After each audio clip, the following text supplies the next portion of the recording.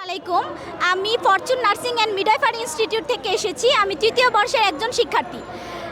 আমরা আজকে এখানে সকলে সমবেত হওয়ার একটাই উদ্দেশ্য, diploma in nursing science and midwifery এবং ডিপ্লোমা ইন মিডওয়াইফারি কোর্সকে ডিগ্রি সমমান করার দাবিতে আমরা সমবেত হয়েছি। আমরা ইন্টারমিডিয়েট পাশ করার পর ভর্তি পরীক্ষা দিয়ে 40 মার্ক বেশি পেয়ে এলিজিবল হয়ে আমরা ইংলিশ মিডিয়ামে 3 বছর পড়াশোনা করি, 6 মাস আমরা ইন্টার্নশিপ করি। তারপরেও কেন আমাদেরকে ইন্টার সম্মান রাখা হয়? আমাদের এই যৌক্তিক দাবি নিয়ে আজকে আমরা এখানে আমাদের ন্যায্য দাবি উত্থাপনের জন্য এসেছি। আজকে আমাদের দাবি হচ্ছে ডিপ্লোমা ডিগ্রি চাই।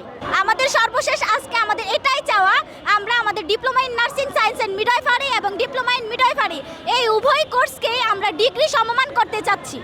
আমরা আমাদের সম্মানিত প্রধান উপদেষ্টাকে বিনীতভাবে এটাই অনুরোধ করব, যেন আমাদের সার্বিক পরিস্থিতি বিবেচনা করে আমাদের পরিশ্রম, আমাদের পড়াশোনা, আমাদের সব স্ট্রাগল উনি মেনে নিয়ে আমাদের যৌক্তিক দাবি মেনে নিয়ে এবং আমাদেরকে ডিগ্রি সমমান দিবেন। যতদিন না মারা হয় আমাদের সেই দাবি ততদিন চলমান থাকবে।